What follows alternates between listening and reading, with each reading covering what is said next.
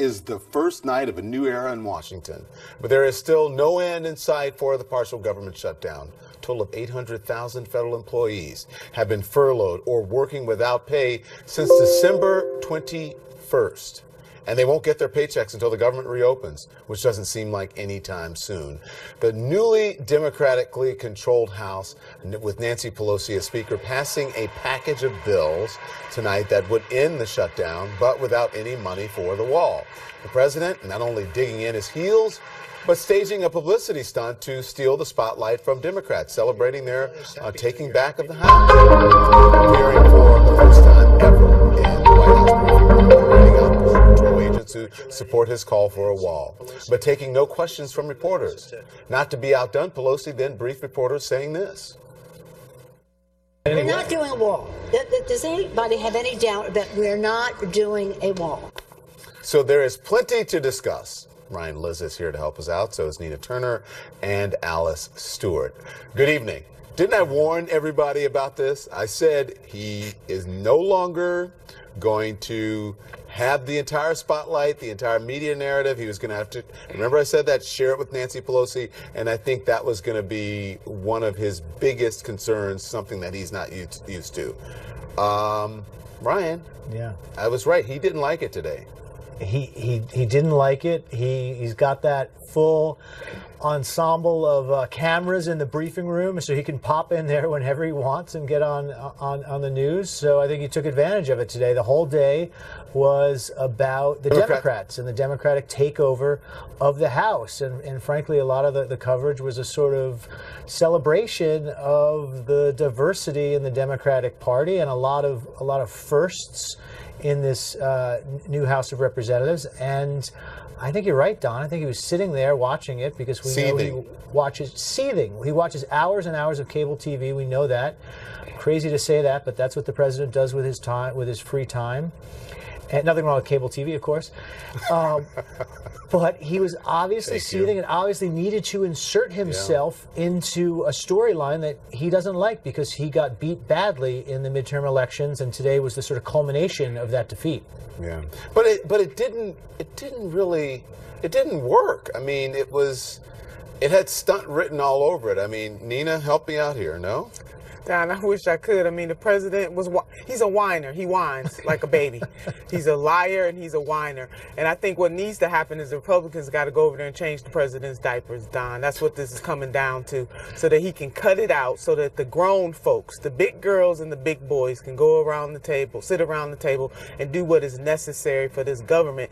Number one is to do away with this shutdown so that those 800,000 folks that you talked about, some of those are our neighbors, our relatives, our friends, and even strangers who definitely need their paychecks that they are not getting. So the whining and the lying must stop. That's my memo to the president. That's quite a mental picture. Go ahead, Alice. But Don, you say it didn't work. I flipped over to one of our competing networks right after this happened, and it worked for his base. They took it hook, line, and sinker and praised him for getting out there and putting his commercial out there and leaving the briefing room without taking any questions. And for his base, the message that he wanted to get out, it worked like a charm. But the word you said was commercial. Go ahead, Alice. That would have been a really important message to get out and show the support for this wall. 12 days and 21 hours ago, before we got to this shutdown point. So it's a tremendous message. He needs to make sure that people understand that there is support for the wall amongst people out there, but it's about 12 days a little bit too late. Okay, Alice, let me ask you this, because I think you make a very good point there, because Nancy Pelosi said it loud and clear. She said, we're not doing a wall. She called it an immorality. The president has staked so much on this wall. But is it out of reach, Alice? It remains to be seen. Clearly, we have both sides in their corners with their arms crossed, and they're not budging. We have Mike Pence saying no wall, no deal, and we have Nancy Pelosi saying no money for no wall, no how, no way, never. And we have to find a way to come to the middle. If we come down, the president comes down on the $5 billion, and Democrats come up on the 1.3 or 1.6, and we have some communication about DACA and making this not just about his big, beautiful wall, but make it more about border security. There is bipartisanship consensus for this, and that needs to be part of this conversation, because Americans agree we do need to secure the border. We do need to provide protections for DACA. And until that's part of this conversation, we're going to continue to be in this shutdown, and that's not a good place to be. Is this how the president is going to fight the new Congress, with stunts and memes, Nina? Well, he's very good at it. I mean, one thing we can say, whether you agree with his policies or his tactics, he is the master at this, because this is reality TV, not at its finest, because being the president of the United States of America, we can't afford for these kinds of stunts. But absolutely, Don, that's his wheelhouse, and he's masterful at it. But don't you get it? Like immediately, I said, stunt, stunt, stunt. Mm-hmm, you did. And I said, okay, don't fall for it. I was at home going, do not fall for it. Monitor the briefing room. If he takes questions, go to it. If he doesn't, don't, or turn it around quickly. Do you feel, Ryan, that the media has to be savvier instead of falling for those sorts of things? Or do you think that you just run and take whatever he goes to the podium? I think we still, even, after 3 years now of covering Trump, we struggle with how much, in the old days, if the president said something, if the president was on TV, if there was a briefing from the White House, it was just automatically news. It was by definition news. And we're struggling with this idea of broadcasting lies and propaganda and news conferences where you don't actually get questions. We're sort of struggling, all of us in the news business are struggling with when is it the appropriate time to take something like that live, and when do you just, have your producers and others watch it and chop it up and use the. Well, I just remember, I've been here long enough. I've been here since 2006, and I remember when Obama. By the way, Breonna Keeler did call it a stunt right away afterwards. But I just remember when Obama came into office, and because it was the first black president, like every press briefing they were taking, and after a while, we were missing so much news. We would say. The producer said, okay, let's go to the briefing now. They're taking questions about it. The briefings weren't aired live. Every time someone, over at the White House said something, we would monitor it to make sure it wasn't a stunt or just a talking point, and then put it on television. So, I don't know if that's the answer. I think, look, I'm not, I don't make any of these decisions, obviously, but I think that's the way to cover Trump, is to digest it a little bit first before you present it, and because he has such a problem with it. That would take his oxygen away. I'm sorry about that, but it would definitely take his oxygen. That is his life's blood right there. That's what gets him ticking. He knows that he is a magnet, and whatever he says, he stubs his toe, he sends out a tweet, it gets covered.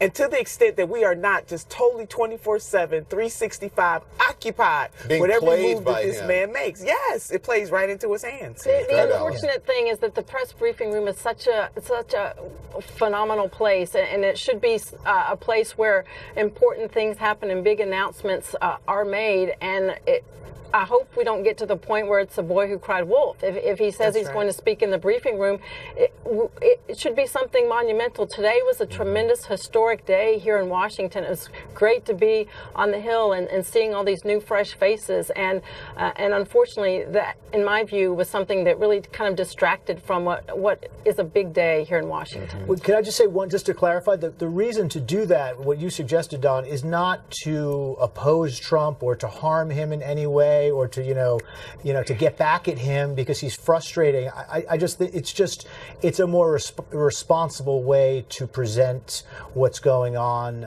in Washington. So it's not our business also to be the promoter of propaganda or lies, and the best way to sort out what's truth and what's not is to, as you say, take a minute to absorb it. Because listen, one of the people at the president's briefing room appearance today was Chris Crane, the president of the National Ice Council. He's the one getting a pat on the back from President Trump. You might remember him. This is from Bob Woodward's book, Fear. Crane and the Chief of Staff, John Kelly, reportedly almost got into a fist fight in the Oval Office. Now Crane's back in the White House a day after Kelly leaves. Does that tell us anything, Nina? It does. I mean, again, theater, the world is a stage. President Trump is taking every single opportunity to submit that into the minds of the American people. And the fact that you had General Kelly that tried to stop this kind of foolishness, and a president now that has nobody there to try to keep him disciplined, which is very hard to do, is very telling. So yes, all theater cementing in the minds of the American people lies, lies, damn lies, and lies on top of lies. It's all an illusion what this president is doing. And he's selfish, Don. And we've said this time and time again. Again, 800,000 employees, their families, from all walks of life. People are suffering while he's playing games with this wall. Look, Kelly was a hardliner on immigration, and he thought this guy Crane, who heads the the union, was too far out there to be honored with an Oval Office visit, and that's what precipitated the near fist fight. So the fact that Kelly's gone and this guy's front and center, I think you're exactly right, Don. It tells you a lot. As we say in the business, allegedly, right? So listen, just a day before the new Congress was sworn in, a right-wing Twitter account posted a video of Congresswoman Alexandria Ocasio-Cortez doing the dance Ali Sheedy did in the Breakfast Club. It's from a video she participated in when she was in college, not in high school, as the account claimed. Judging from the comments, it appears to have backfired on the person who posted it. It's not really clear what Ocasio-Cortez is guilty of doing besides being young and having fun here. Go figure. Well, right. The thing is that, like, her college years and days were much more recent than mine. I never danced in college. Did you guys? Or to a video? I mean, come on. Here's the thing. Look, I have a lot of policy concerns about her, but her having fun and dancing and having a good time, I don't see any problem with it. And whoever thought they were going to post that and do some damage to her clearly is sadly mistaken. I think it looks like somebody having a good time. Is it desperate? God knows we need that. It's ridiculous. Was that desperation, and why? I mean, who doesn't have fun and dance around in college? I can't imagine I can't imagine anyone who watched that video and thought, "Aha! I finally got the oppo dump on her. That's going to take her down." This woman having a great time and dancing. I mean, I think they'll be using this. They should use this to promote her. I mean, her whole brand is being accessible and normal and relatable. So I think it's actually really fascinating watching the right deal with her, because they really don't understand her appeal yet, obviously. Yeah, I'm sure a lot of people are going, Ali Sheedy. And who doesn't love Ali Sheedy? I love Ali Sheedy. Nina, we're old enough to know, but I'm sure some of the young millennials are like, who is that? They know the Breakfast Club, though, Don. What was Pretty in Pink? That was Ali Sheedy. Ali Sheedy was in Pretty Pink. Molly Ringwald. Molly Ringwald, yeah. And Breakfast Club as well. Is Ali Sheedy, yeah. As we say, we old. Okay, y'all. We're seasoned. Talking about Don. Thank you, guys. Good to see you. Thanks, Don. You too. House Democrats wasting no time getting to work tonight, including introducing a bill to protect Robert Mueller. Can they pass it? I shook the bad habits that got me into credit card debt, but couldn't quite shake the balance. I needed a fresh start, and I found one at LendingTree. They showed me how I could turn 4 monthly payments into 1. I saved a ton. I'm finally breaking out of this debt cycle. LendingTree. For myself and you, I know this love is true, and I never let you go. Elite Singles, the leading dating site for highly educated singles. Register today to love again at EliteSingles.com. Sometimes I like to go in Trivago and explore the different possibilities a hotel can offer me. Like a beautiful pool. Whoa! Search for your destination, choose filters, and select your maximum budget. Hotel Trivago. Introducing the new South Beach Diet. It's keto-friendly. Lose up to 7 pounds in your first 7 days. South Beach is a low-carb, high-protein, keto-friendly program that burns fat and transforms your metabolism. I lost 42 pounds with the South Beach Diet. I'm in the best shape of my life. I lost 30 pounds on the South Beach Diet. Call or go online right now. Go online or call 855-299-FIRM right now and save 40% plus get probiotic keto-friendly shakes free.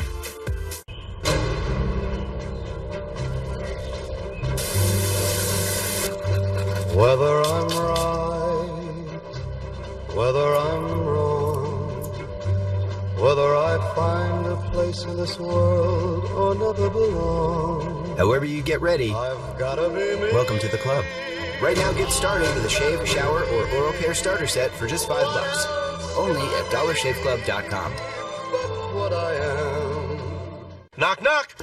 It's Publishers Clearinghouse with our Forever Prize. Win $5,000 a week for your life. Then after that, someone you choose gets $5,000 a week for their life. Enter at PCH.com and February 28th, win forever. From the founder of Discovery Channel comes a new independent streaming service, Curiosity Stream.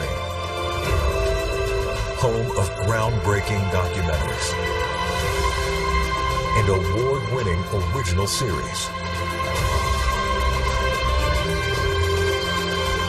Follow your curiosity. This is Curiosity Stream. The first time I saw Gene Wilder in person, I was hooked. He made her feel that she deserved to live life. Gene had created a family atmosphere. It felt like my life went from black and white to Technicolor. It's been said that literature and drama and poetry hold up a mirror to humanity. Movies certainly do.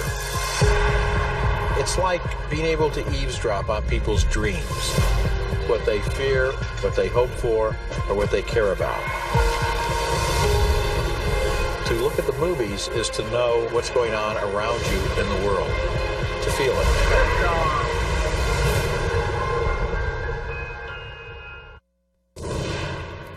It's only day one of the new Congress, and Democratic oversight of the Trump administration has already begun. Democrats on the Judiciary Committee have introduced a bill to protect special counsel Robert Mueller.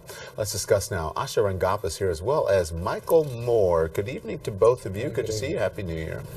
So, Asha, House Democrats were expected to introduce this bill. Now that there is a Democratic majority in Congress, does it have a better chance of passing? Well, I don't know where it will go, but I think that it's important to understand what this bill does. Remember that the special counsel regulations come straight out of the executive branch from the Department of Justice, unlike the independent counsel like Kenneth Starr, who was appointed by Congress, which means that if President Trump fires this person, Mueller, he has no rights to do anything about it. He can only be fired for certain criteria like misconduct or dereliction of duty or conflict of interest. But if he's wrongly fired, there's no recourse.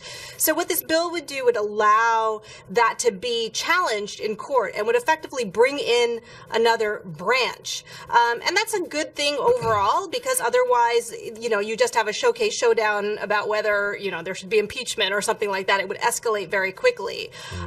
So I think that it's a good measure. Though practically speaking, I think at this point, the train has left the station, and I'm not really sure that the president could do anything to really stop this investigation, including by firing Mueller. Michael, I want to play something for you that Speaker Pelosi said this morning. As you well know, there is long-standing Department of Justice guidance that states a sitting president should not be indicted. But it is not the law. No, it is not the law. Everything indicates that a president can be indicted after he is no longer president of the United States. What about a sitting president? Well, sitting president when he's no longer president of the United States. A president who is in office. Right. Could Robert Mueller come back and say, I am seeking an indictment? I think that that is an open discussion. I think that is an open discussion in terms of the law. Do you think it's an open question that the president can be indicted?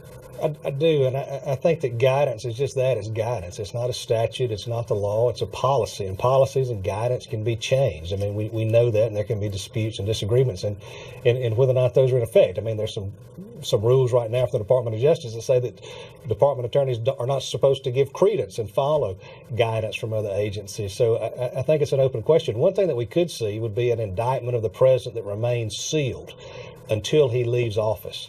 And that, to me, is a more likely possibility than seeing a president indicted and then brought to trial or brought before the court system during the time that he's in office. I just don't think that's unlikely. I think that court would basically say that he's got time to do his, he needs to be able to focus on his job. I mean, that's sort of a joke maybe with this administration, but I think in normal circumstances they would say that, the president should be able to focus on his or her job. But you could see an indictment sealed, held until the president leaves office, and then brought out. Asha, what do you make of Speaker Pelosi's comments? Well, I think that among legal scholars, there is actually some debate over whether a sitting president can be indicted. As Michael just said, this is not a settled legal question. This is guidance in the Department of Justice. Fortunately, we haven't had to test this so far. But as he said, the concern in the Department of Justice, memorandum opinion is that this would take away from the president's duties. And you could see the indictment and the trial as being two bifurcated, processes or stages. So there are some who believe that you could indict the president even if you postpone the trial until later, because otherwise you would effectively be able to have someone immune to any kind of criminal liability for the entire time that they're in presidential office for up to 8 years, which wouldn't make a lot of sense. Asha, I want to turn now to news out of the Department of Justice. The acting Attorney General, Matthew Whitaker, told a former AG that a U.S. attorney is investigating possible abuse of power by the FBI in surveilling former Trump campaign aide Carter Page. Whitaker also says that they are looking into whether the FBI should have done more to investigate the Clinton Foundation. Does it strike you as strange that a DOJ official would tell a private citizen about an investigation, even if that private citizen happens to be a former attorney general? Absolutely, Don. And not just, I'm sorry, that was for you. Not just a DOJ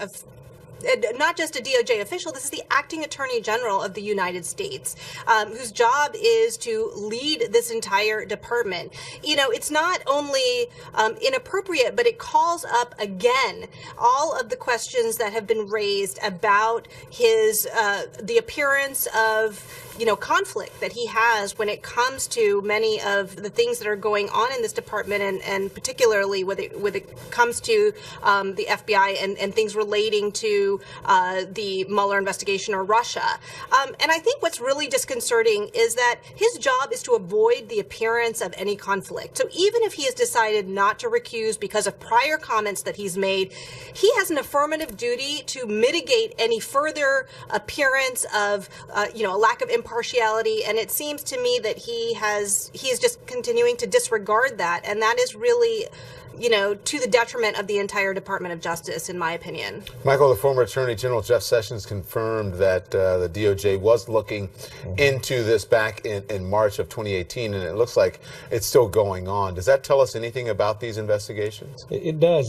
There's a strange fixation, I think, with the Republicans and Hillary Clinton, and they just cannot get past that. And that's odd to me. And I think it's particularly odd, too, that you've got the Department of Justice now essentially taking the role of almost a defense lawyer in a case, because there's the investigation going on, but yet the department and these federal prosecutors are wanting to go back and talk about whether or not the investigators who were working on the case did the right thing. And they're less worried about what we now know. For instance, they're less worried about the fact that we had Russians in the Trump Tower meeting. They're less worried about whether or not we had Russians in the Oval Office, whether or not there was interference with the election, whether or not there are business commingling between the Trump administration and Russian money. And they're more worried about whether or not, well, maybe they looked too hard at Carter Page or didn't do something or didn't look quite enough at the Clinton Foundation. That's ridiculous. And we're at this point which I think they need to take great care, because you've got a Democratic House now coming in. You've got new committees. They're hiring professional prosecutors and lawyers to come in and look at this. And they're not going to be distracted by this smut sensationalism that's been coming out of the administration for the last year. They're going to be looking at this, and they're going to be making decisions about, policy, about what happens to children when they come in here and are taken from their parents, what happens when, are we going to have interference in our elective process and our democratic processes. And hopefully you're going to find professional people now counseling these committees who are focused and follow like a bloodhound the scent of the money, because this investigation is going to continue to be all about following the money. Okay, I want to play this, and we have a short time left, so quick responses on the other side. But this is what Matt Whitaker said at a cabinet meeting on Wednesday. I will start by highlighting the fact that you stayed in Washington, D.C. over the holidays, giving up Christmas with your family, New Year's with your family, trying to bring an end to this shutdown and security to our southern border. While some members of Congress went on vacation and ignored the problem. You have demonstrated your dedication to delivering on this critical issue for our country and for the American people, but Congress has to act.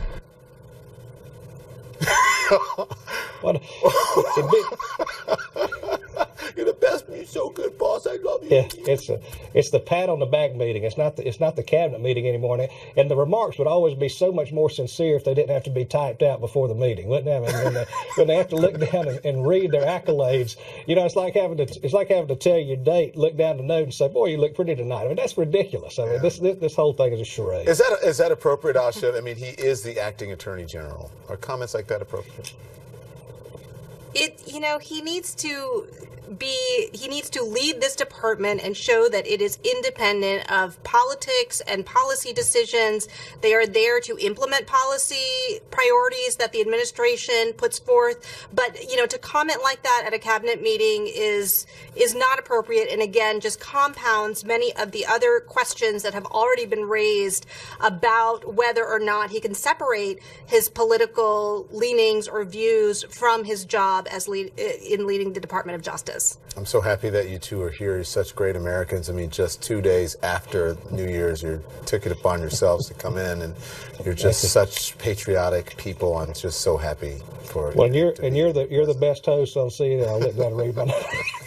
Good night. Thank you both. Good night, Don. Good to see you. A big day on Capitol Hill with most diverse Congress in U.S. history sworn in. My next guest is an African-American freshman congressman from Texas. I'm going to ask him what his voters think of President Trump's wall.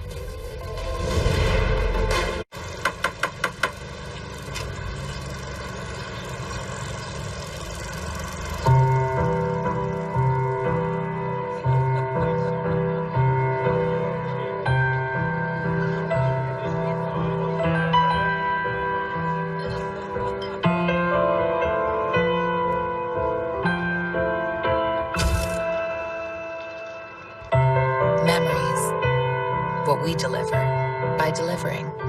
I'm Ken Jacobus, and I switched to the Spark Cash Card from Capital One. I earn unlimited 2% cash back on everything I buy. And last year, I earned $36,000 in cash back, which I used to offer health insurance to my employees. What's in your wallet? So I needed legal advice. And I heard that my cousin's wife's sister's husband was a lawyer, so I called him. But he never called me back. If your cousin's wife's sister's husband isn't a lawyer, call LegalZoom and we'll connect you with an attorney. LegalZoom, where life meets legal. Welcome to Atlantis, where the unexpected awaits. A vacation that touches your soul, where unexpected moments become lifelong memories, bonding you to strangers, to friends, to the ocean. There are many vacations, but the best ones happen on an island called Paradise at a place called Atlantis. Save up to 30% when you book by January 14th at 1-800-ATLANTIS or AtlantisBahamas.com. He's interviewed 5 U.S. presidents, authored 7 books, and has an independent voice that resonates. What happened to when we were united against a common enemy? He's raw, unique, and one of America's most important talk show hosts. Watch Smirconish, Saturday mornings at 9 Eastern. This is cellulose acetate, a plant-based material that's not only extremely durable, but also quite flexible, making it ideal for Warby Parker glasses, which, by the way, start at $95, including prescription lenses. Try 5 pairs for free at warbyparker.com. Oh yeah, about those prescription lenses. Warby Parker glasses come standard with custom-cut polycarbonate lenses that have been treated with scratch-resistant and anti-reflective coatings. Nice. Use your FSA or HSA dollars at warbyparker.com. Nathan, every 4th grader's favorite math teacher, needed to take frozen pizza out of the equation. With Home Chef, Nathan can cook above his grade level. Watch him sear, add wine, butter, and beef stock to one hot pan. Watch as he learns to dice, to cube, to garnish even. This perfect steak looks like the perfect steak on this recipe card. Is this some kind of new math? Home Chef. Meals anyone can cook. Get $30 off your first order. The Lead with Jake Tapper, tomorrow starting at 4 Eastern on CNN. The 100 16th Congress was sworn in just a few hours ago in the middle of a partial government shutdown. It is the most racially, ethnically, and gender diverse Congress in U.S. history. One of those new members is Texas Democrat Colin Allred. We spoke the night before the election and again just after he won, flipping a seat that had been controlled by Republicans for 22 years. There he is. You see, Congressman joins me now. Good evening. Congratulations to you, Congressman. It's nice to be able to call you that instead of saying Congressman-elect or candidate. So tell me about day one. Well, thank you so much for having me on, Don. It's been a whirlwind day.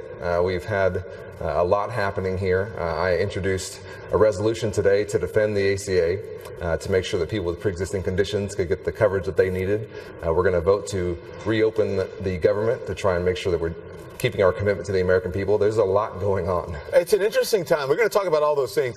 But you have to admit, this is an interesting time to be entering Congress, especially. I mean, to be entering government, Senate, but the Congress especially. Don't you agree? Absolutely. I mean, it's a historic time. And, you know, as somebody who came here hoping to form some bipartisan coalitions to get things done, to enter during a government shutdown that is happening largely because the president won't budge on a campaign promise, it is a very interesting time to come here. But I do think it also creates an opportunity here for us that we can show that we can lead and that we can get things done. And if the government doesn't reopen, it's not going to be on the House of Representatives. Yeah.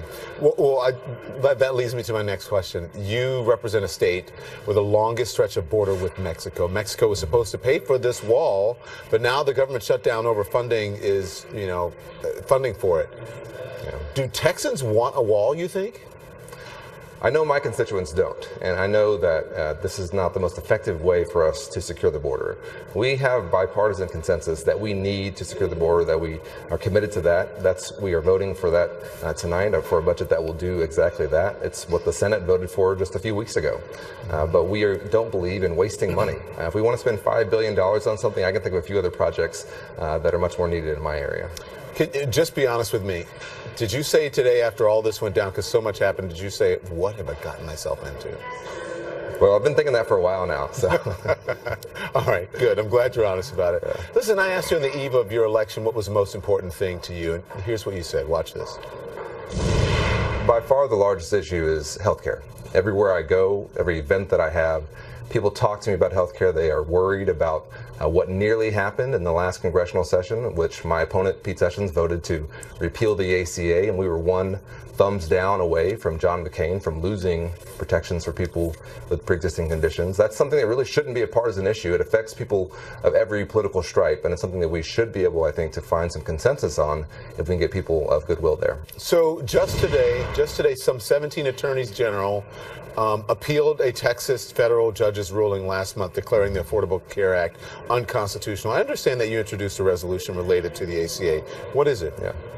Well, what we did today was we said that the House of Representatives is going to defend the constitutionality of the ACA, and we are putting the House on the side of the people. This is something that should have been done before, and we're getting it done now. This lawsuit is coming out of Texas, and the resistance to it is also coming out of Texas. And I'm extremely proud to be helping to lead the fight on this. Yeah. I also asked you about this, which was controversial. Speaker Nancy Pelosi, about whether you would support her. You said that you wanted to keep your options open. Today you voted for her. Why'd you make that choice? Well, I wanted to see what my options were and use whatever leverage I had to serve my constituents. You know, I'm not here so much to form friendships as I am to get things done for the people who elected me. And so I tried to use whatever leverage I have in any context to make sure I can deliver for my constituents. And that's exactly what I did with the vote for Speaker as well. What's been the biggest adjustment so far, because you've gone from a candidate to a congressman? Well, there's a lot of adjustments. I think one of the biggest things right now for me personally is just figuring out where I'm going to live, because I'm staying in a hotel here in D.C. My wife is having a baby next month. We've got a lot going on that front, but I'm trying to stay focused on the job as well. My goodness, your life has changed a lot. You do have a lot on your plate. And you're someone, you have to work hard to do this, because you flipped a traditionally conservative district. Is that on your mind at all as you make choices about upcoming legislation, about a potential future impeachment battle?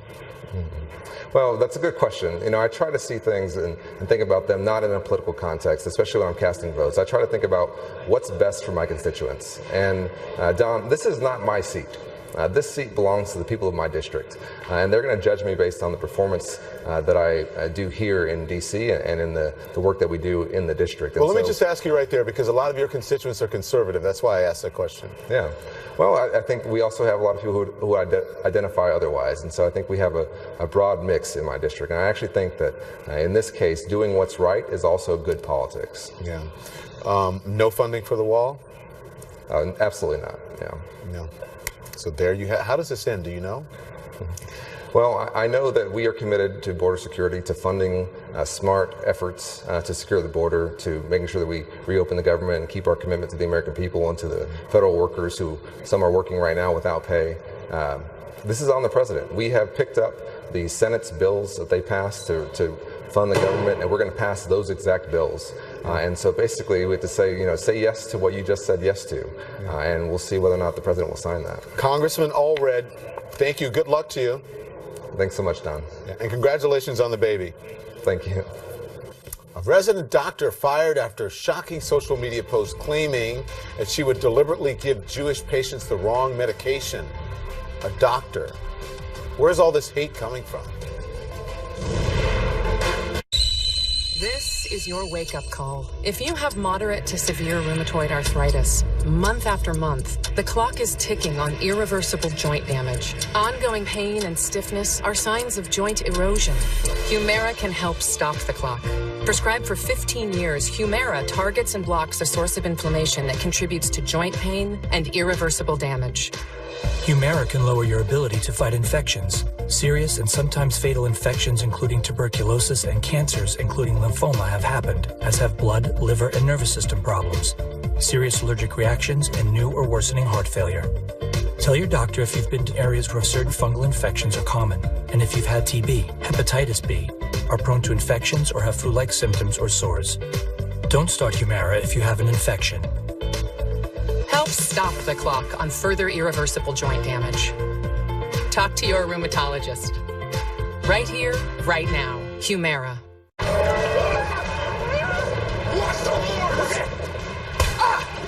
What you don't see can hurt you. Today's connected world is full of threats you may not see if you just monitor your credit to help protect your identity. LifeLock sees more, like your personal information on the dark web. And now with the power of Norton, we detect threats like ransomware too, to help protect your identity and devices. Plus, if there's an identity theft problem, we'll work to fix it with our $1 million protection package. Get LifeLock with Norton, starting at $9.99 a month. For myself and you, I know this love is true. And I'll never let you go. Elite Singles, the leading dating site for highly educated singles. Register today to love again at elitesingles.com. When it comes to hotels, we're very demanding. We want a pool, a cool pool, 24-hour room service, and a doctor on site.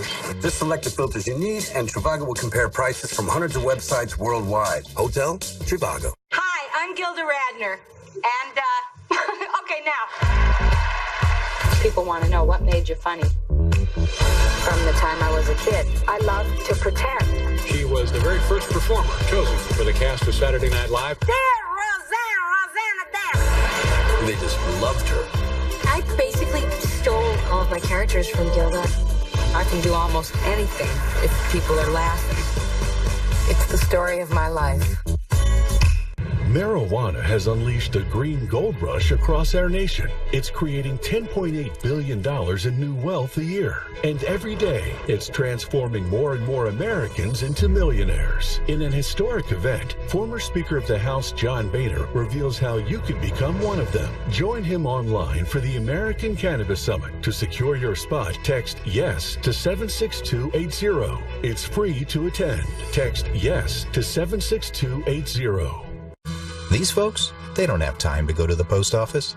They have businesses to grow, customers to care for, lives to get home to.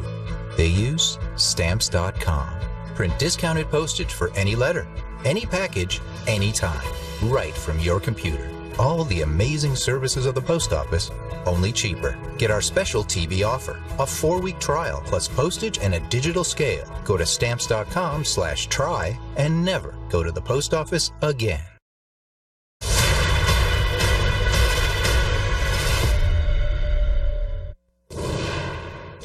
Tonight, there are calls for the license of an Ohio physician to be revoked after anti-Semitic tweets she posted on social media, including a threat to deliberately give Jewish patients the wrong medication. Dr. Laura Collab was a first-year resident at the Cleveland Clinic. She was dismissed in September once the postings came to light. One disturbing tweet reads in part, "I'll purposely give all the Yehud Jews the wrong meds." Joining me now is Rabbi Marvin Heyer, Dean and founder of the Simon Wiesenthal Center. Rabbi, thank you so much. This is truly disturbing, extremely disturbing. This tweet that one is reportedly many anti-Semitic ones that Dr. Collab posted. This is someone who took an oath to care for people, and she is threatening harm. Give me your reaction. Well, first of all, it's absolutely horrific. She's violating the Hippocratic Oath. And not only that, she got her license in a distinguished Jewish medical college that accepts many non-Jews. And here is a Muslim admitted into the college, receives her license, and this is how she repays that college. It's absolutely outrageous. Her license should be revoked. And if she wants to practice medicine, maybe she can do so for ISIS. Wow, strong statement. Let me read part of your statement that you released through the Simon Wiesenthal Center, and it says in part, "While the Cleveland Clinic did the right thing, this person remains a menace to the community at large, has made a mockery of the Hippocratic Oath through her hatred to protect the public. Her medical license should be revoked." The Cleveland Clinic told CNN that although Collab's license is still instated, that she does not have the ability to practice medicine at this time. Is that acceptable to you? Well, I think I believe it calls for her license to be revoked, because imagine if her license is not revoked, what kind of message does this send to other would-be fanatics, that they can get away with something like that? It's really unimaginable that a doctor could have this in her mind to tweet that she's going to deliberately give the wrong medicine to people. I've never heard. We deal with hatred, anti-Semitism, and bigotry all my life. I've never heard of a story like this. I'll second that.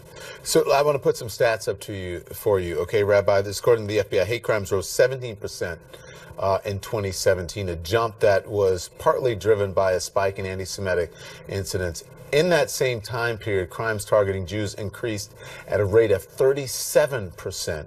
What do you think is behind this dramatic increase?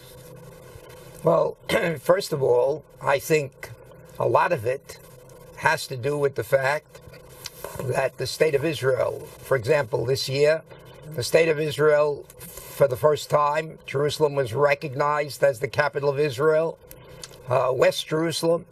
And this was not received well in the Muslim world by all the fanatics. Look what's happened in Europe. I know there are some who want to attribute that this has something to do with American politics. But let me remind the audience, we have never experienced the kind of anti-Semitism that we see now in Europe for the last 15 years.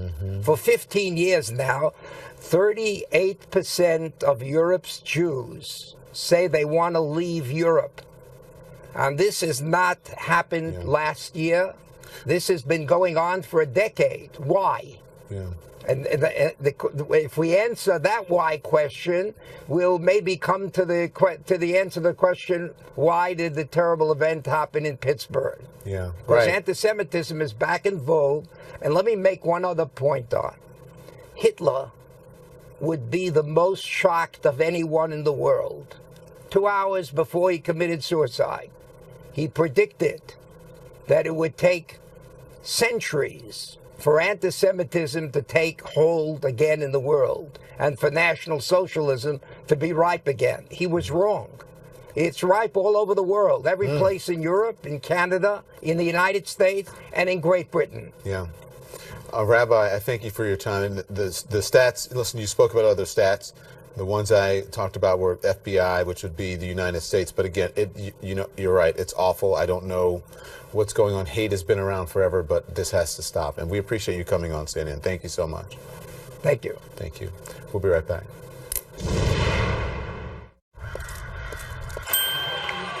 Hey, who are you? Oh, hey, Jeff, I'm a car thief. What? I'm here to steal your car because, well, that's my job. What? What? What? What? What? What? It happens. And you got cut rate car insurance? Paying for this could feel like getting robbed twice. So get all state. I'd be better protected from mayhem. Like me. There's an exotic place where you can swim in the sky, where all the pleasures of a 5-star luxury vacation are all included.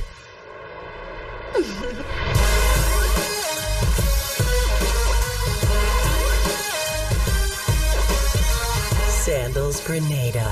Experience the sandals of tomorrow today. Call 1-800-SANDALS.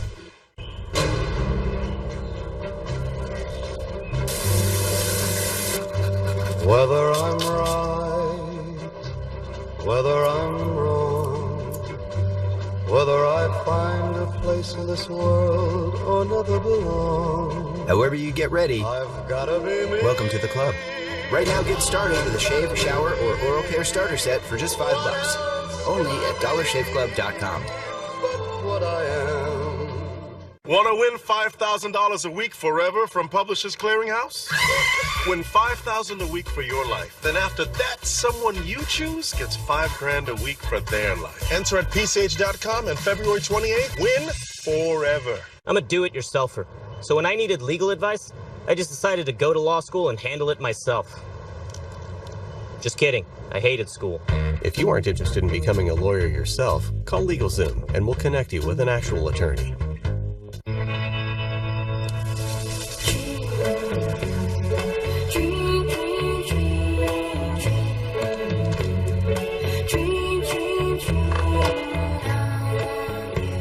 Night, night, buddy.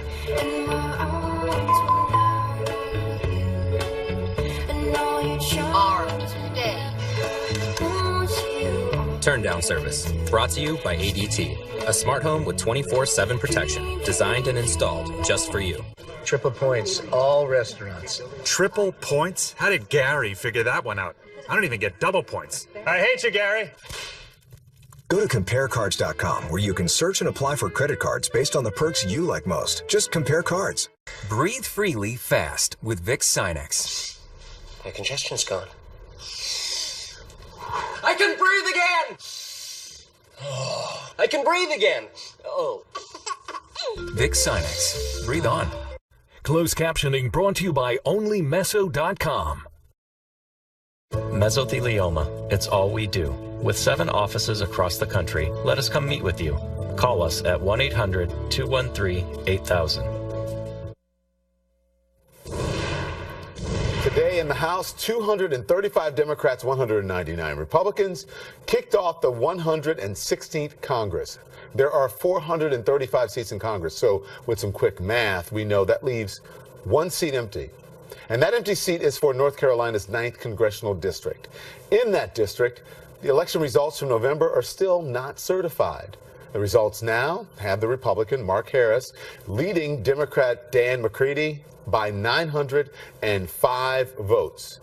But I want you to remember this. Just days after the 2018 election, we learned of stunning election fraud allegations. The allegations center around a political operative, McCrae Dowless, a convicted felon who was working for a firm hired by the Republican candidate. Allegedly, this operative had something to do with highly questionable absentee ballot activity. Dowless personally turned in 592 of the 1,341 total absentee ballot requests in Bladen County. And a set of 161 ballots obtained by CNN showed that 9 people individually signed as witnesses on at least 10 absentee ballots. Many of those 9 are loosely connected to Dowless. Usually the witness for an absentee ballot is the voter's family or friends. And this CNN learned that more than 1,000 ballots in the race might have been destroyed. There are also allegations that Republican operatives took partially filled out ballots from voters and filled out the rest before submitting them. On top of that, CNN counts 1,680 absentee ballots that were requested but not returned in the 9th District. That's a lot of ballots. Dallas has denied wrongdoing to the Charlotte Observer. And Harris's campaign has denied any knowledge of potentially illegal behavior that took place on his behalf. But if these allegations are true, the outcome of that race may have been impacted. And that is why, as of tonight, this seat is still not filled. Once the allegations of fraud came to light, the state's election board did not move to certify the results. And they failed to certify the results before the board dissolved last week. And here's where it gets really tricky. The state dissolved the elections board last month as part of an ongoing and separate legal battle about its makeup.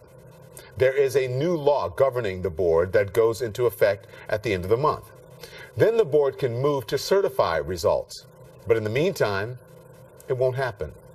However, by law, the election board staff is still allowed to investigate what might have gone on in the 9th District. I know it's complicated. And today, Mark Harris, the Republican in the race, was interviewed by investigators from the board staff about the alleged fraud. But also today, Harris asked a judge to certify the results, claiming he has been left with no choice. We kind of find ourselves in no man's land, if you will, and we have asked the court to step in. We don't believe that the number of ballots in question would change the outcome of this election. But it's not up for him to believe. Why wouldn't Mark Harris want to wait for investigators to find out the truth? Because the investigation by the election board is still ongoing. And there are also ongoing criminal investigations by the Wake County District Attorney's Office and the North Carolina State Bureau of Investigation. And don't forget, the Democrat in the race, Dan McCready, has taken back his concession. Tonight, he told us exclusively, Mark Harris spent a lot of time today trying to make himself look like a victim. But the real victims are the North Carolinians who had their voices silenced and votes stolen by members of Mark Harris's campaign. The right to vote is the foundation of our democracy. That right might be an inconvenience for Mr. Harris, but for the rest of us, it is a right worth defending. On Capitol Hill in the new House Majority Leader, Steny Hoyer, has said that Democrats will work to ensure that the Republican will not be seated. He says that the integrity of our democratic process outweighs concerns about a vacant seat.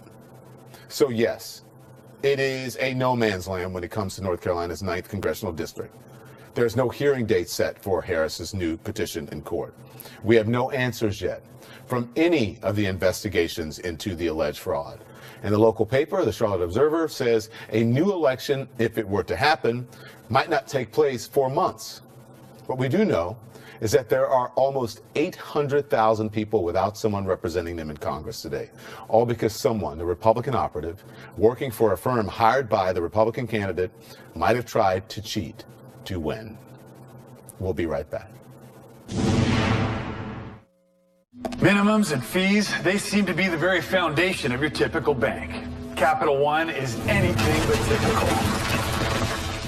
That's why we designed Capital One Cafes. You can get savings and checking accounts with no fees or minimums, and one of America's best savings rates. To top it off, you can open one from anywhere in 5 minutes. This isn't a typical bank. This is banking reimagined. What's in your wallet?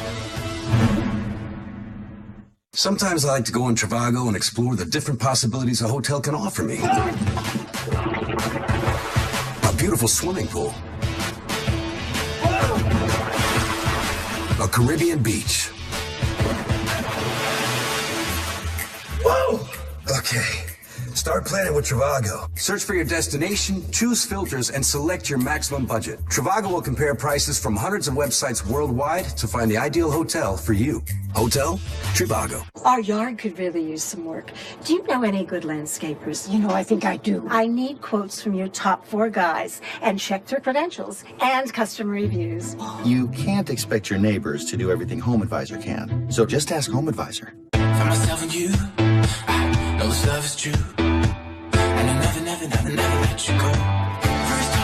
Elite Singles, the leading dating site for highly educated singles. Register today to love again at EliteSingles.com.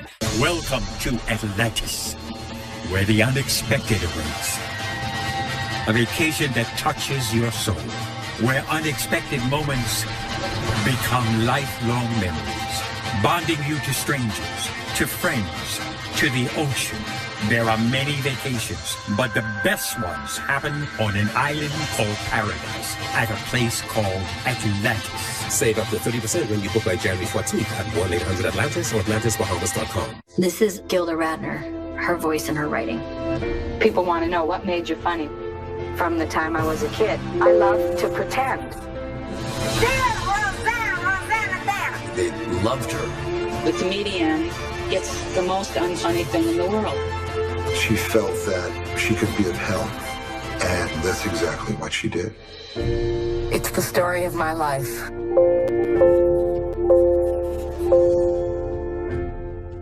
Hi, we're Warby Parker, an eyewear company that offers high-quality glasses starting at $95, including prescription lenses. Our frames are designed in-house and made from premium materials like cellulose acetate and lightweight titanium, and include scratch-resistant and anti-reflective lens coatings. It may sound too good to be true, but we believe glasses can be well-made, stylish, and affordable, and have set out to prove that with every pair. Try 5 frames for free today at warbyparker.com. I got this mountain bike for only $11. DealDash.com, the fair and honest bidding site. An iPad worth $505 was sold for less than $24, a PlayStation 4 for less than $16, and a Schultz 4K television for less than $2. I won these Bluetooth headphones for $20. I got these 3 suitcases for less than $40. And shipping is always free. Go to DealDash.com right now and see how much you can save. I know that you like my style. I know that you like my style. Tonight, I want to update you on a story we first reported back in June when the Trump administration's zero-tolerance policy at the border with Mexico resulted in migrant children being separated from their parents who were seeking asylum from violence in Central America. ProPublica published a secret audio recording of a Salvadorian girl separated from her mom, crying for an aunt to come pick her up. Here it is again. Who can forget it? No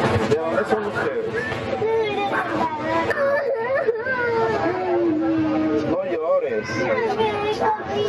Vas a llegar con... Mira, ella te va a explicar y te va a ayudar. Ay, no, mi tía, por lo menos para que me entregue. Mami.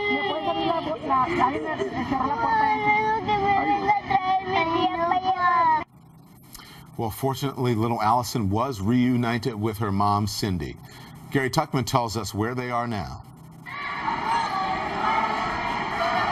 7-year-old Allison Jimena Madrid, enjoying the day at the Children's Museum of Houston. Are you happy today? ¿Tú eres feliz hoy? Sí, muy feliz. Sí, mamá, de verdad. A very different story from when she and her mother first came to this country. And now, almost 6 months later, they're getting ready for their first asylum hearing, the start of a process which will determine whether or not they can stay in the U.S. As they've waited for the hearing, Allison Jimena has been going to a public school in Houston. When she arrived in the U.S., she did not speak a word of English. So, Allison Jimena, you have something you want to read? Yeah. Okay, let's hear in English. Why I love America. I love my school. I love my church. I love to smile. I love and believe in the America dream. Happy New Year, America. Happy New Year, America, to you too. Happy New Year, America. Her mother, Cindy, is doing her best to learn English at her church. 1, 2, 3, 4. She cannot legally get a job at this stage of the asylum process, but says she wants to work. Sea limpieza, sea en un restaurante. She says she would like to have a job cleaning or at a restaurant, or whatever job she can get, as long as she can do it with dignity. Rox and Blair work together. They mix the cracked apples, sugar, salt, and water. So what is the likelihood that daughter and mother will be granted asylum? Their lawyer says she is hopeful, but there's a good chance that it may not be granted. Attorney Garcia says Cindy Madrid left to protect Allison, her only child, from gang violence. Allison told us what her understanding is of that threat. Me querían robar de mi mamá, yo no quería. The gang, she says, they wanted to steal me. The attorney says if Cindy Madrid loses her case and is sent back to El Salvador, that is not an overstatement. Could be death. They had very serious problems with gang violence. They had no protection by the police as well.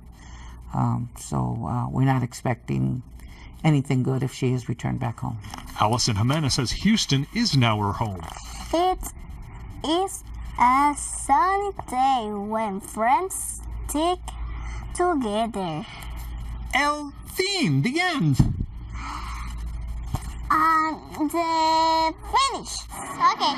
But this legal battle is far from finished. So how long does this asylum hearing process take? A long time. A typical case like this takes 8 to 12 months before a final decision is made. But this could end up taking even longer, and that's because of the partial government shutdown. Right now, many immigration courts are closed. And any case that involves a migrant who's not being detained, like Cindy or Allison, their cases have been postponed right now. So we don't know if Cindy and Allison's case will start on the day it's supposed to. Don? Thanks, Gary, and thanks for watching. Our coverage continues. Good evening. The world changed today for President Trump, and it could change even more tonight if and when Democrats, who now control the House, push through legislation to reopen the government. The White House has already threatened to veto it. We'll bring you that as it happens. For now, we'll focus on the longer term and potentially more serious consequence of Democrats in power. For the first time since taking office, President Trump is facing the prospect of real, extensive, and wide-ranging scrutiny from the opposition party led by a highly disciplined adversary. And to the Speaker of the House, Nancy Pelosi, I extend to you this gavel. Thank you.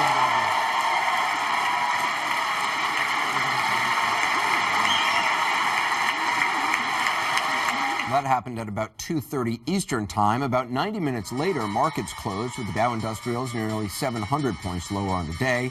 On top of that, the government shutdown entered its 13th day. All in all, a very sobering day. So what did the president do in the wake of it all? Well, he made a surprise appearance in the White House briefing room with leaders of a Border Patrol officer union who praised him on his wall. It was billed as a press conference, but neither he nor Press Secretary Sarah Sanders took any questions, making it something of a stunt.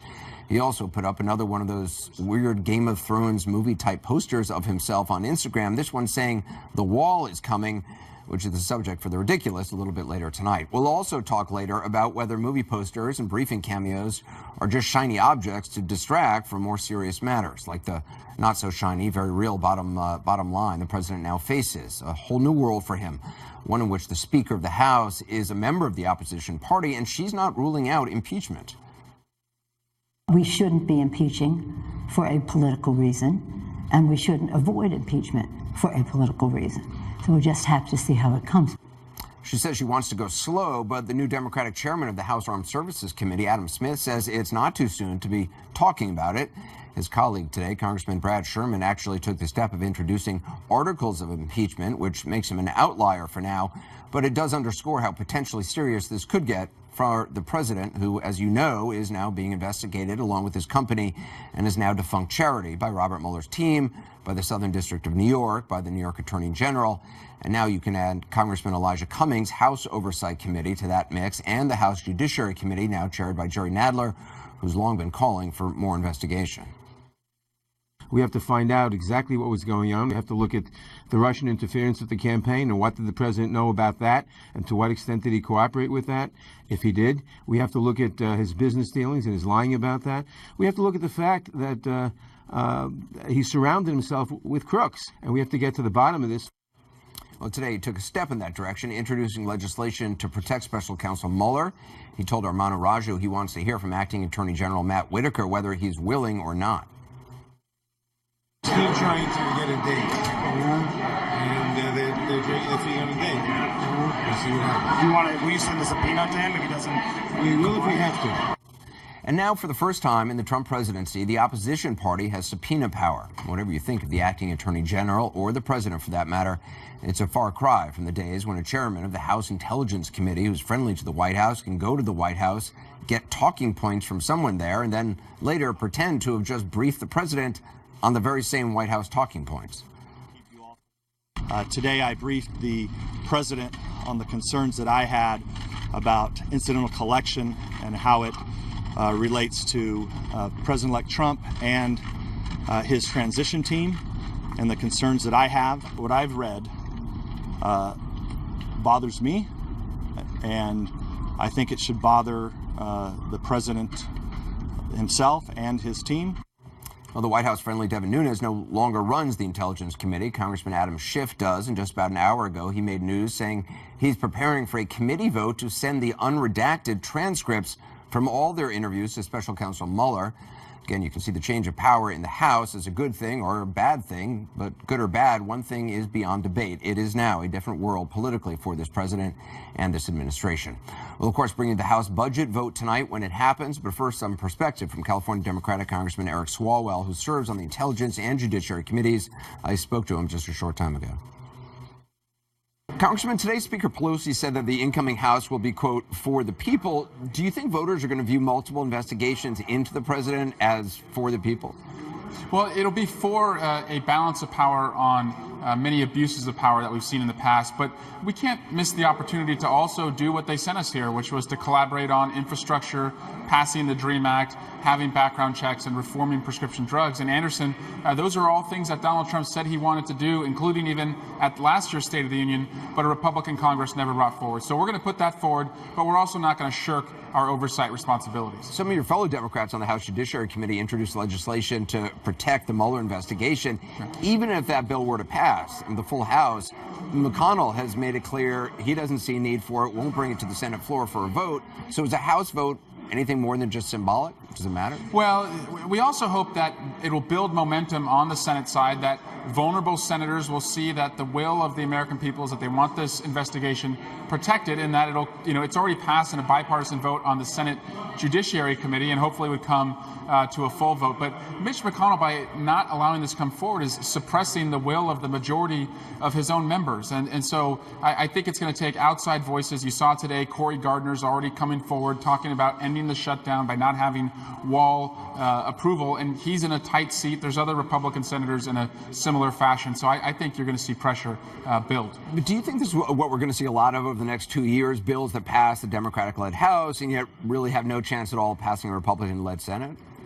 Well, I think a lot of what we're going to do is just purely protect health care from being cut even further, the protections that were put in place by the Affordable Care Act, protect paychecks from, seeing tax cuts go only to the top and not to working families, and protect against corruption. And yes, advance, as I said, on transportation, prescription drugs, background checks where we can, but also it's going to be the 2020 field, I think, that's going to really put forward what Democratic priorities will be if we have the House and the Senate in 2021. As mentioned earlier, fellow House Democrat of yours took the step today of introducing articles of impeachment against the president. Is that a smart move in your opinion, or do you think it's counterproductive at this point?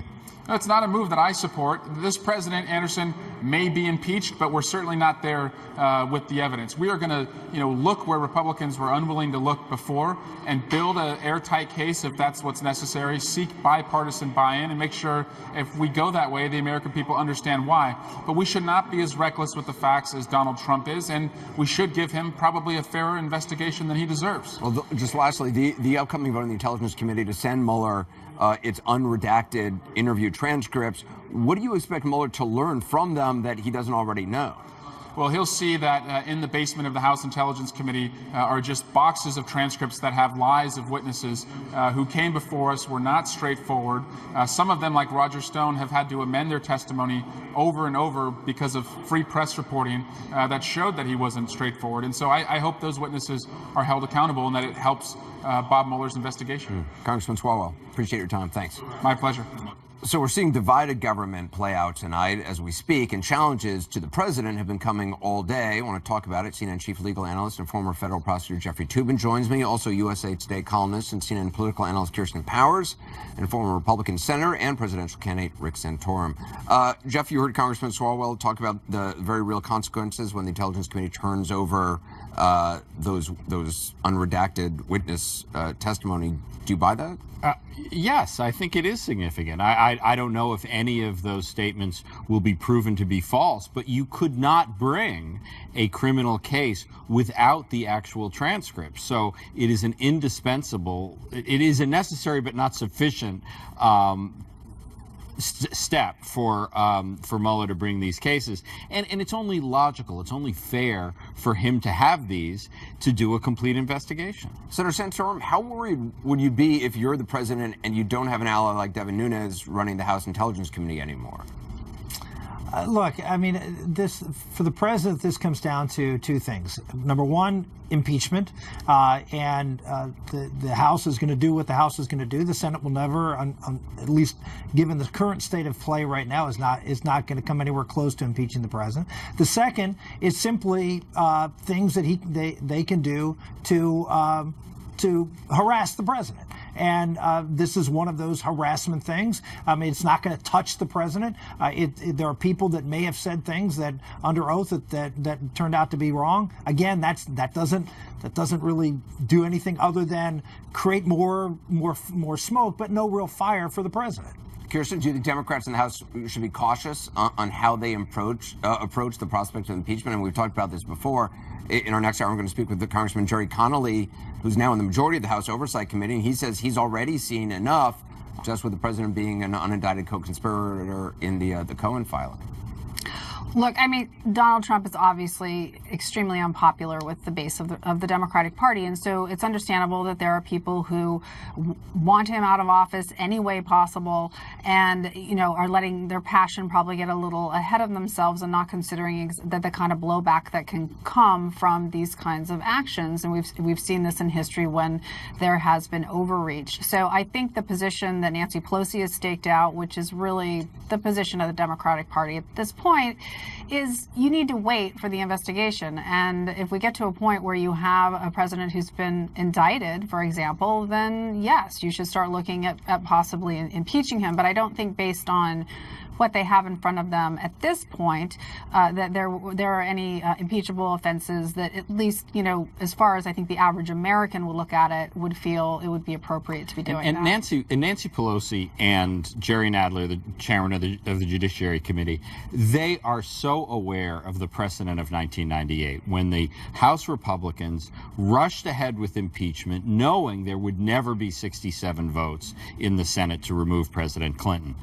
They're not going to do that again. They're not going to make that mistake. So, we can talk about... A lot of Republicans will say, though, the drumbeat, the pressure is just going to build, and whether or not they right now think they're going to do it, they're going to get let into doing it. It's just not true. I mean, it's just not true. Senator Santorum, go ahead. Yeah, Anderson, the timing is really important here.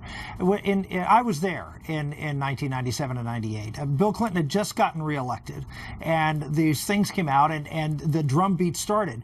We were looking at 4 more years or 3.5 more years of Bill Clinton. Here, you're in the middle of a presidential race right now. We're the last 2 years of his first term. And so the timing is just very different. The chance to beat Donald Trump is not going to be through impeachment. We're not going to beat Bill Clinton. Bill Clinton was elected for his last 4 years, and the only way we're going to get rid of Bill Clinton is through impeachment. That's not the case here. The case before you is really making a political case for 2020. That's why I think impeachment is probably not going to happen, because it's just not good politics for the Democrats. God, for the first time ever, I just could not agree more than Rick with Rick Santorum. I think every word you just said was perfect. But it's interesting because, Rick, I thought you were going to say the exact opposite, because a lot of Republicans we have talked to who have been arguing with Jeff about this say, you can say all you want right now that they're not going to go for impeachment, but it's going to be irresistible to them. I just don't think. Look, what they're interested in is beating Donald Trump, getting rid of Donald Trump, and gaining more political power. It's going to be obvious that the best way to do that is to do all the harassment. Maybe there may be some smoke of impeachment or even some discussion. But the idea of actually trying to force an impeachment resolution in the United States Senate, I think, is just very bad politics in the midst of an election. The other thing you have to remember, I think, Anderson, the reason a lot of these people are saying that is, I mean, some of them may believe it, but they're mostly doing it to gin up the president's base. This idea that the president, and they were doing it a lot leading up to the midterms, this idea that, you know, that this is what's going to happen if the Democrats get control of Congress, they're going to impeach the president, so you need to vote for Republicans, and to continue to make it seem like the president is under this sort of imminent threat of the crazy progressives coming for him. But I think that people who think that this could happen just don't understand Nancy Pelosi. They will, Kirsten, they'll be coming for him. They just there's lots of ways to come after Donald Trump. I'm talking about impeachment. Yeah, impeachment. Right. There's better ways to skin this cat. I remain on Team Santorum, but I would not call it harassment. I would say oversight. This is what Congress is supposed to do. But I think your analysis of the motivations of the Democrats is exactly right. But Jeff, what about, I mean, Nadler, who's obviously the new chairman of the judiciary, has said that in the past, even a crime should not necessarily equal impeachment. He didn't say the president should automatically get a pass, but he basically said, look, it would take an extreme step. It would take an extreme step. And look, it obviously depends on what information comes out. But certainly the universe of evidence that we are all aware of, or what is likely to come out, certainly doesn't suggest to me there is anything out there that might garner 67 votes in the Senate. And Nancy Pelosi knows that, Jerry Nadler knows that, and they're just not going to go on that fool's errand. If, Senator Santorum, I mean, if Democrats in the House take it slow, wait for the Mueller report, and decide it is damning enough to proceed to impeachment, they'd be basing that conclusion on the report of a Republican former FBI director, a Republican recipient of the Purple Heart and Bronze Star. I mean, the president has tried to paint Mueller as some partisan hack. I guess in an election year, that's an argument you can make, but it's not really true. Well, look, the bottom line is that Bob Mueller surrounded himself with a bunch of Democrats on his team, and who have, you know, rather in some cases scurrilous backgrounds in when it comes to who they go after. So I don't think Mueller is really going to be the issue here. The issue is, does the American public and are a significant number of Republicans going to read this report and see this as a Nixon-esque type of situation? A former senator from Pennsylvania, Hugh Scott, you know, looked at all the evidence as a Republican and went to the president and said, you know, we can't do this. We're not going to stand by you. If it reaches that point, we'll know. The Democrats won't have to push it. But as Jeffrey said, I don't see anything in the Mueller leaks and other information that's been out there that rises to this level at this point. You still on Team Santorum? He's on Team Tubin. It's a beautiful thing, Rick. I mean, you know, it's a whole new year. It's gonna be great. All right. How about that? Let's take a break on that. Coming up, let's just bask in that thought for a little while. We're going to talk about the president's news conference in name only. He took no questions, of course, supplied no answers, but did say that he knows more about drones than anybody, so there's always that. And later, we'll keep digging into something Speaker Pelosi said today when asked if she thought a sitting president could be indicted. Her answer got both the legal and political types buzzing. We'll take a look ahead. Anderson Cooper 360, brought to you by Pfizer.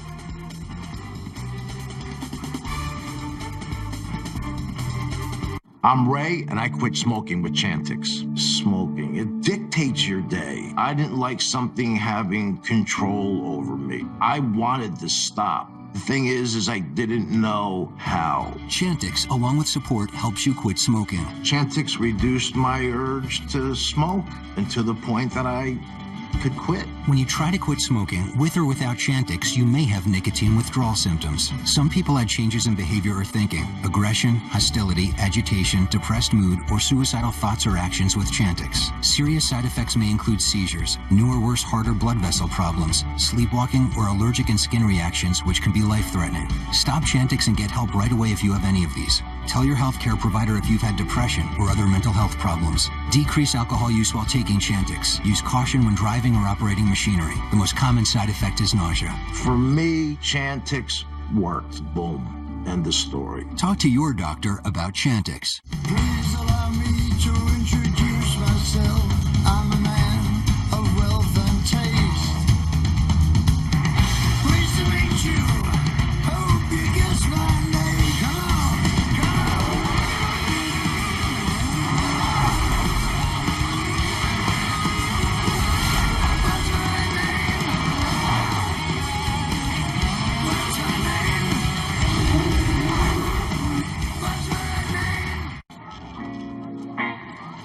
Today, back pain can't win. Thankfully, there's Aleve Back and Muscle Pain.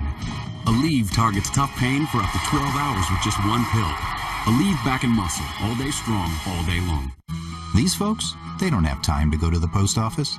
They have businesses to grow, customers to care for, lives to get home to. They use Stamps.com. Print discounted postage for any letter, any package, anytime, right from your